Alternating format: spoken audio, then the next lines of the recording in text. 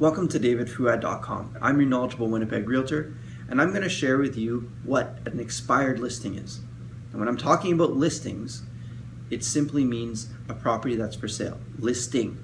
Listings, obviously plural. Now behind a listing, there's a listing contract. And go figure, we call it a listing contract. Now that has a start and end period like any other legally binding contract, and in the middle there's all this stuff called terms and conditions.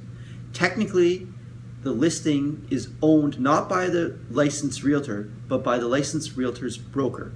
Now in my case, in my situation right now, that's a broker called Realty Executives Premier.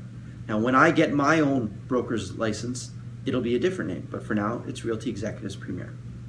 Now when your property comes up for sale on the multiple listing system, also known as MLS, it shows as active, A, on the system.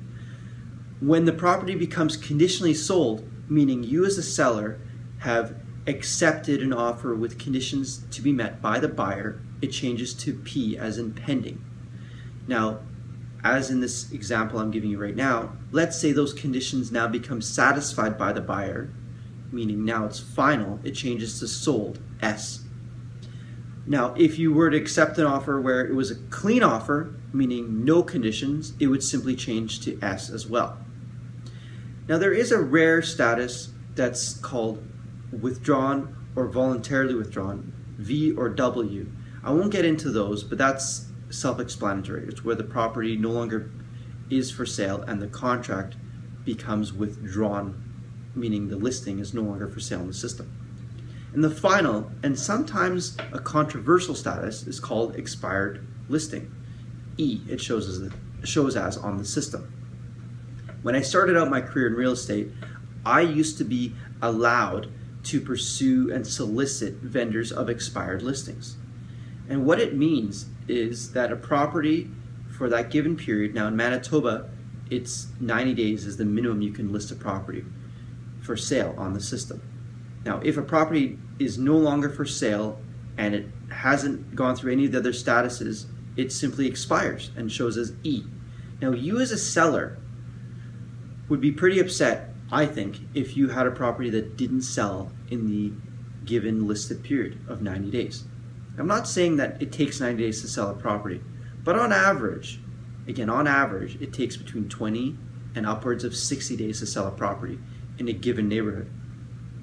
Now, there's lots of factors that fall into why a property hasn't sold or why it has sold, but my point that I'm trying to make here is, on average, for most neighborhoods and most properties, 90 days is well within the average period for a property to sell. So there shouldn't be any valid excuses by the said realtor why a property hasn't sold.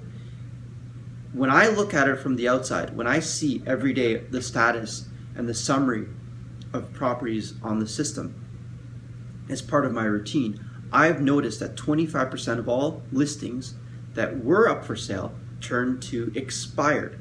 So as an outside realtor, I'm looking at that thinking, there's something wrong. I don't assume that, oh, it's some anomaly or some special situation. No, I assume that there was something wrong.